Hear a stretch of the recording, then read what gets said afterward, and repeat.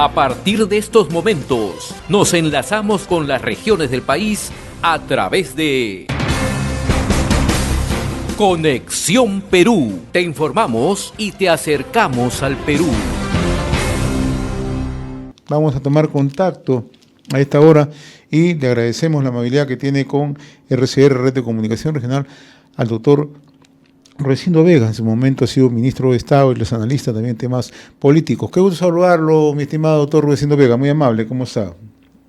No, un gusto, José, y gracias a ti por estar nuevamente comunicado a través de RCR.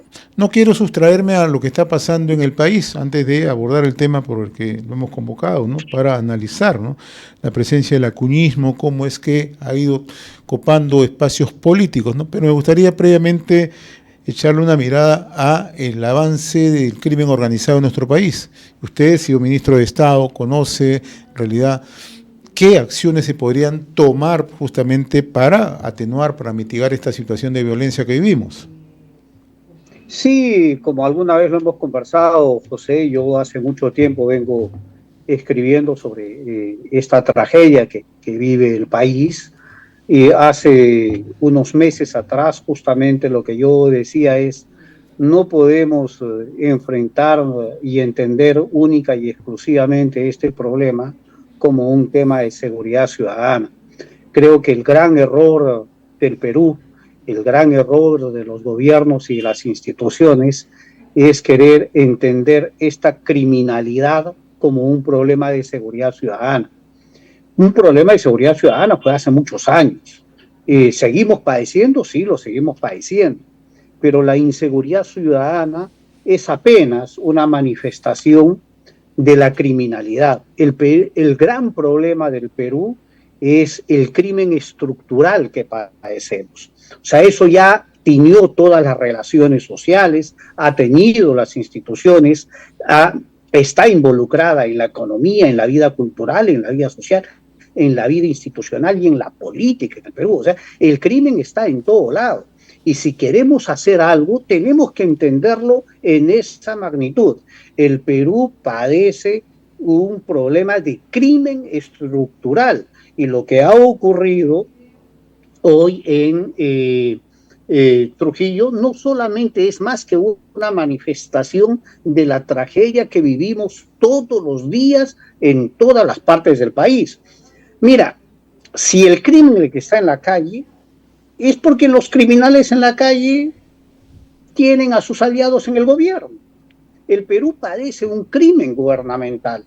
O sea, cuando nosotros vemos que, a ver, incluso a la presidenta la vinculan hasta en asesinatos, que es lo que ha ocurrido. Más aún, hay analistas que lo que han sostenido y sostienen, uno de ellos es Jaime Antezana, que ha escrito señalando que el atentado criminal en la sede del Ministerio Público de la Libertad es para acallar el tema de los audios que involucran a la presidenta de la República en el asesinato del empresario por el tema de Frigo Inca.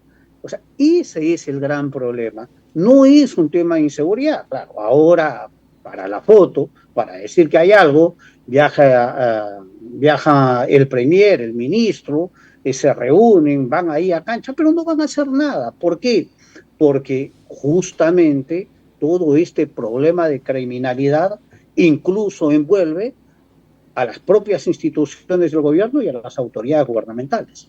Desgraciadamente, José, eso es lo que padecemos. Sí, es una situación bastante preocupante y, como usted dice, de manera estructural, y no lo sufrimos desde ahora, sino desde hace muchos años. Usted ha escrito este fin de semana un artículo de mucha actualidad, ¿no?, titulado El acuñismo, una raza mercantilista, ¿no?, distinta, y refiere que el acuñismo, sin ganar una elección nacional, gobierna en el Perú hace años. Por su habilidad, su oportunismo político, le permite gobernar sin ganar, ¿no? ¿Por qué ocurre este hecho y por qué ha ido copando espacios el acuñismo o Alianza para el Progreso? Mira, lo que yo sostengo es que en realidad vamos a decir, no solamente hay habilidad política, hay poder económico, ¿verdad? Hay una estructura que el acuñismo ha desarrollado a través de Alianza para el Progreso, que le ha permitido poner pocos congresistas. O sea, en realidad lo que le importa es tener bancada. Y con su bancada desde el Congreso, articulado con algunos gobernadores regionales y algunos alcaldes, presiona, articula, negocia y pone a las autoridades. Por ejemplo, lo que yo doy cuenta, en los últimos años, ¿quién gobierna en el Perú? El Congreso. Eh, el Poder Ejecutivo y la Presidencia están muy venida a menos, o sea, pero desde el Congreso se ha convertido en un centro de poder. Y en los 10 últimos años, APP, el acuñismo, ha puesto a 5 presidentes del Congreso de la República, ¿verdad? Acuérdate el periodo de Luis Iberico, y Luis Iberico llegó a ser presidente cuando APP solamente tenía 2 congresistas, Luis Iberico y Richard Acuña. Luego, en el gobierno breve, luego del complot que hizo el Congreso de Manuel Merino, el que se quedó como presidente del Congreso fue Luis Valdés, el actual secretario general de APP. Y ahora, en los 3 últimos años, hemos tenido como presidentes del Congreso electos a Lady Camones, que fue censurada y reemplazada por Williams, a Alejandro Soto y a Salguana. O sea, vamos a decir, y para llegar a ese nivel, obviamente, ¿con quién se ha aliado el comunismo? Con el fujimorismo y el serronismo, vamos a decir. Por eso es que hoy APP pone al presidente, el fujimorismo al primer vicepresidente, el serronismo al segundo vicepresidente, y el tercero es electo a veces de Renovación Popular, a veces de Avanza País. Entonces, y en ese pacto fundamental, los que están muy articulados, muy cerrados, son APP con el fujimorismo. Vamos a decir, APP con el fujimorismo tienen una alianza muy sólida en el Congreso, y desde el Congreso nos vienen gobernando. Ellos son los que ponen ministros, ellos son los que le dan el sostén a la presidenta, ellos deciden aprobar las leyes criminales que hoy benefician y hoy las padecemos, ¿verdad? Por eso es que el crimen está gobernando en el país. Ellos son los que deciden intervenir en el Poder Judicial para beneficiarse ellos y perseguir a sus adversarios. Ellos son los que están controlando todo el sistema electoral para permitir sus candidaturas y seguramente tachar a la de los adversarios. En realidad, esta suerte de mafia gubernamental que tenemos instalada en el Congreso y que controla las instituciones es la que está consolidada y es la que está buscando su reelección. Dina Boluarte es una títere de ellos, ellos la sostienen y la seguirán sosteniendo hasta que la sea útil, y hasta que le sea útil seguramente será hasta unos meses más. Yo he señalado que probablemente la caída de la presidenta sea porque ya no les va a ser útil ni al fujimorismo ni al acuñismo a partir de agosto del próximo año, cuando ya las elecciones estén prácticamente desencadenadas. Ahora, usted también hace una explicación que además guarda un sentido lógico de cómo han ido avanzando los temas en los últimos años, ¿no?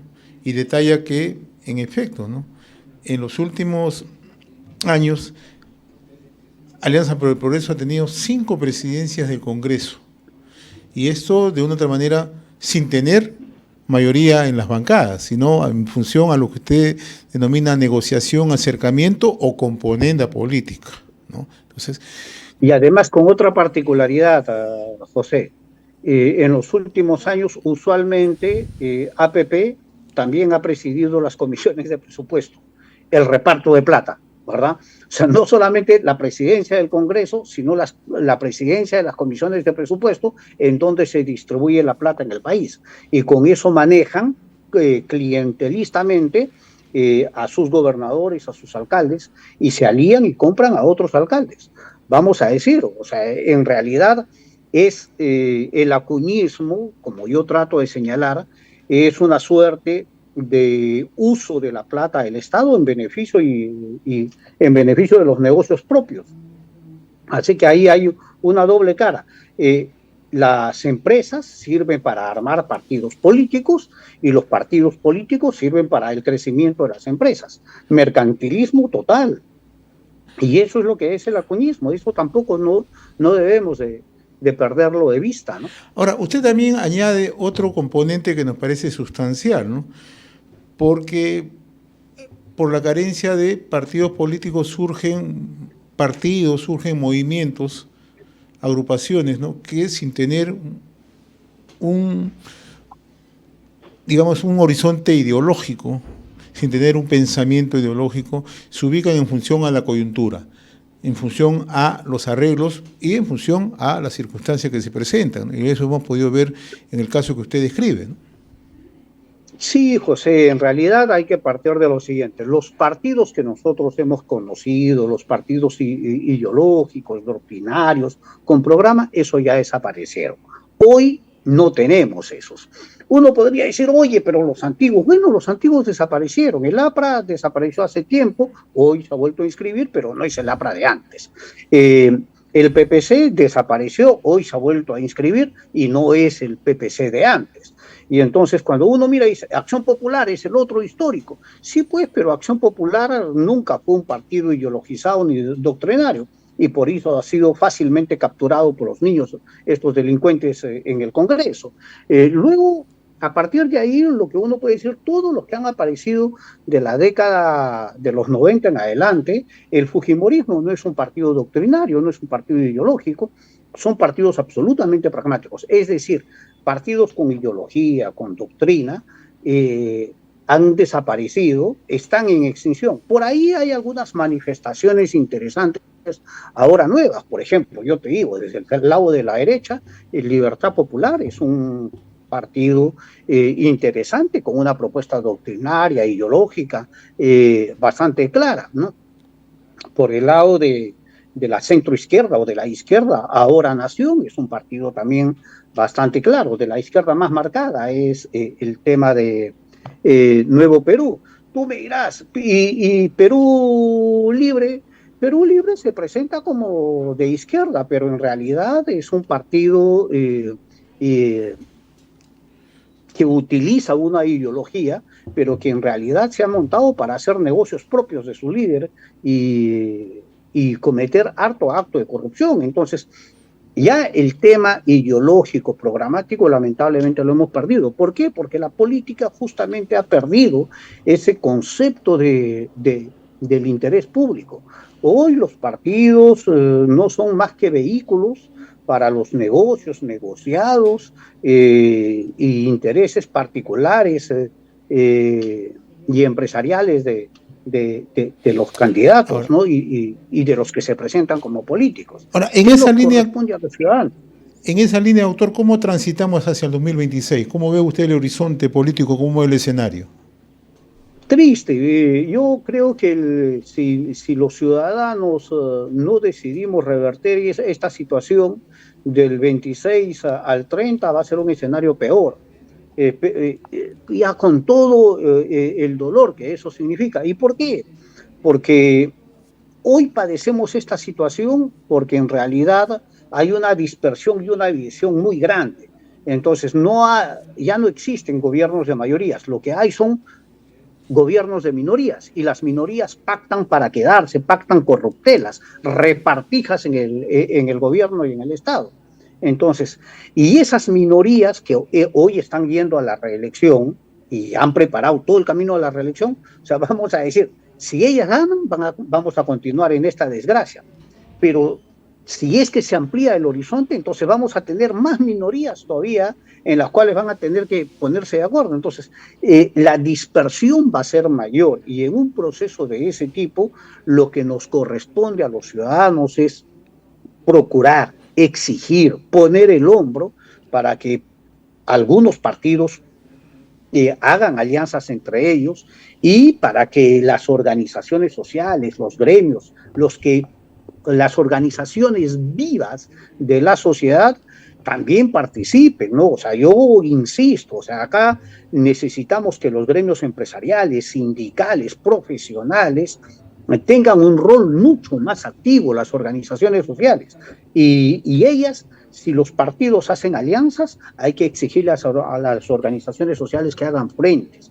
Y posiblemente en un proceso conjunto pudiéramos poner el hombro y ayudar a enrumbar el país, porque lo que se nos viene en realidad es una calamidad si es que seguimos en la situación como está. Hace unas semanas yo justamente decía, fíjate, ya hay 40 partidos inscritos, pero hay otros 30 que están en camino, 70 partidos, 70, pero ya hay 40 inscritos. Imagínate lo que va a ser la cédula de votación, imagínate lo que podría ser una campaña para el 2026, absolutamente confusa. ¿Por qué? Porque no hay propuestas, porque no hay ideología, nadie se diferencia de nadie.